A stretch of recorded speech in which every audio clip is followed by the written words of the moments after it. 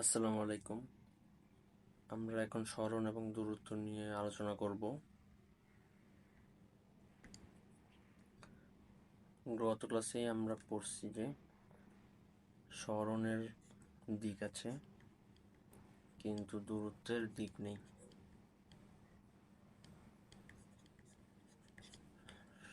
স্মরণ হচ্ছে ভেক্টর রাশি, দূরত্ব হচ্ছে স্কেলার রাশি।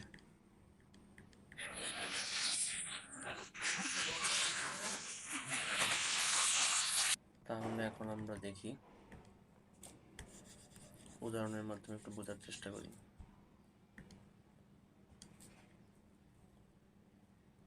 ধরলাম এ একটি বিন্দু, বি একটি বিন্দু।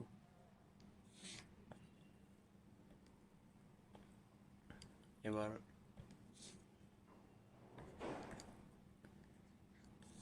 এই বিন্দু থেকে এক ব্যক্তি যাত্রা করে এই পথে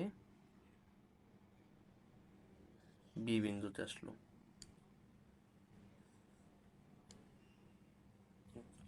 এখানে তীর চিহ্ন দ্বারা বোঝানো হচ্ছে সে এই দিকে যাত্রা করছে।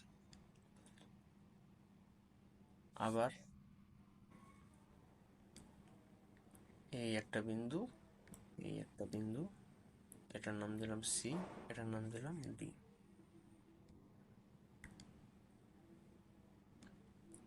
সি থেকে একটা বস্তু, কোন একটা মানুষ ঠিক ধরলাম এই পথে নিয়ে ডি বিন্দুতে পৌঁছালো।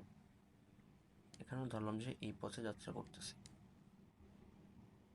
এবার আমরা যদি এ এবং বি বিন্দুর দূরত্ব হিসাব করতে যাই, তাহলে আমরা এই যে সাদা যে পথ, এই পুরোটা পথের হিসাব করবো আমরা, অর্থাৎ এই পুরোটা পথ এর যোগফলকে আমরা বলবো যে দূরত্ব। কিন্তু আমরা যদি এ থেকে বি বিন্দু সরণ বের করতে চাই, তাহলে আমরা শুধুমাত্র এই এ বিন্দু থেকে বি বিন্দুর সর্বনিম্ন যে দূরত্বটা, এই দূরত্বটা হিসাব করব।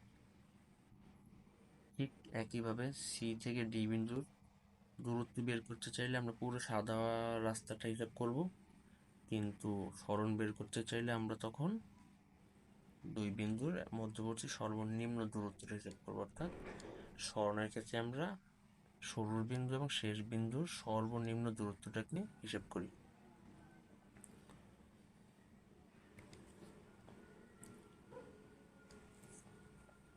এবার আমরা কয়েকটা উদাহরণের মাধ্যমে দেখি। 1 নম্বর উদাহরণ ধরলাম এই বিন্দু থেকে এক ব্যক্তি বি বিন্দুতে আসলো। পরে উনি বি বিন্দু থেকে সি বিন্দুতে গেল। এ থেকে বি এর দূরত্ব হচ্ছে 3 কিলোমিটার, বি থেকে সি এর দূরত্ব হচ্ছে 2 কিলোমিটার। এবার আমরা যদি ওই ব্যক্তির দূরত্ব হিসাব করি যে সে কি পরিমাণ দূরত্ব অতিক্রম করলো, তখন আমরা এ থেকে বি এর দূরত্ব এবং বি থেকে সি এর দূরত্ব যোগ করব, 5 কিলোমিটার। কারণ একটু আগে আমরা দেখছি যে দূরত্বের বেলায় আমরা অতিক্রান্ত যে মোট যে পথ, পুরোটা পথকে আমরা হিসেব করি। কিন্তু আমরা যখন সরণ হিসেব করতে যাই, তাহলে আমরা কি বলছি, আদি বিন্দু এবং শেষ বিন্দু সর্বনিম্ন দূরত্বটা আমরা হিসেব করব। তাহলে এখানে সর্বনিম্ন দূরত্ব হচ্ছে এটা। তাহলে আমরা সরণের ক্ষেত্রে আমরা এসি হিসেব করব। এবার আমরা যদি এটাকে সমকোণী ত্রিভুজ হিসেব করি, তাহলে সরণের ক্ষেত্রে আসবে কি, √3² + 2²। অর্থাৎ তখন কি আসে, 3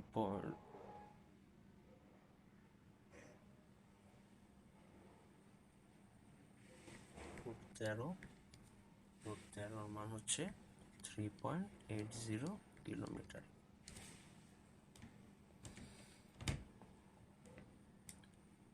এটা হচ্ছে সরণ আর এটা হচ্ছে দূরত্ব। এবার আমরা যদি আরেকটা হিসাব করি,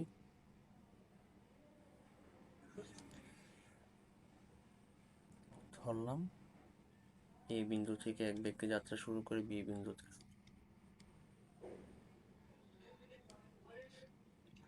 এবং বি বিন্দু থেকে আবার সি বিন্দুতে আসলো। এ থেকে বির দূরত্ব 5 কিলোমিটার, বি থেকে সির দূরত্ব 10 কিলোমিটার। এবার তার দূরত্ব যদি আমরা হিসাব করি তাহলে কি হবে, এ থেকে বি এর দূরত্ব বি থেকে সি এর দূরত্ব যোগ হবে, অর্থাৎ 5 যোগ 10 ইকুয়াল টু 15 কিলোমিটার হচ্ছে তার দূরত্ব। সরণের বেলায় হবে, যেহেতু আদি বিন্দুতে এ, শেষ বিন্দু সি, কারণ সে বিতে এসে বি থেকে আবার সিতে গেছে, অর্থাৎ তার আদি বিন্দু এ এবং শেষ বিন্দু সি, আর এ থেকে সির সর্বনিম্ন দূরত্বই হচ্ছে কিন্তু এই দূরত্বটা, অর্থাৎ এখানেও 5 যোগ 10 ইকুয়াল টু 15 হবে।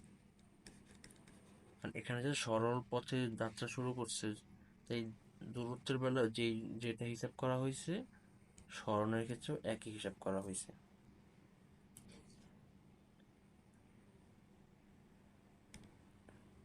আর একটা দেখা যাক, ধরলাম এ থেকে বিতে এক ব্যক্তি গেল, তার দূরত্ব হচ্ছে 5 কিলোমিটার, আবার সে বি থেকে এবার সিতে আসলো, এই দূরত্বটা হচ্ছে 3 কিলোমিটার। এবার তার মোট অতিক্রান্ত দূরত্ব কি হবে, প্রথমে 5 কিলোমিটার গেছে, পরবর্তীতে উল্টো পথে 3 কিলোমিটার আসছে, কিন্তু আমরা তো এখানে সামনে বা উল্টো বা যে কোনো দিক আমরা তো হিসাব করি না সরণের এই দূরত্বের ক্ষেত্রে, অর্থাৎ এখানে শুধু মানটা বিবেচনা হবে। এই প্রথমে 5 কিলোমিটার, পরবর্তীতে আবার সে 3 কিলোমিটার ব্যাক করছে, কিন্তু আসছে তো 3 কিলোমিটারই, তাই দূরত্বের বেলায় হবে 5 আর 3 যোগ মোট 8 কিলোমিটার। কিন্তু সরণের বেলায় কি হবে, সরণের বেলায় তো আমরা দিক বিবেচনা করি, অর্থাৎ প্রথমে 5 কিলোমিটার গেল, এবার বিপরীত দিকে 3 কিলোমিটার আসছে, অর্থাৎ সি থেকে এই দুইটা বিন্দু, এ হচ্ছে আদি বিন্দু, সি হচ্ছে শেষ বিন্দু। আমরা কি বলছি, সরণের ক্ষেত্রে আদি বিন্দু এবং শেষ বিন্দুর সর্বনিম্ন দূরত্ব হিসাব করব। তার সর্বনিম্ন দূরত্ব হচ্ছে এটা হচ্ছে কি 5 থেকে 3 বিয়োগ করলে আমরা 2 পাবো, অর্থাৎ 3 বিয়োগ করলে আমরা 2 কিলোমিটার। এটাই হচ্ছে এসি এর দূরত্ব, আর এসির সরণটাই হচ্ছে মূলত এটা, যে 2 কিলোমিটার।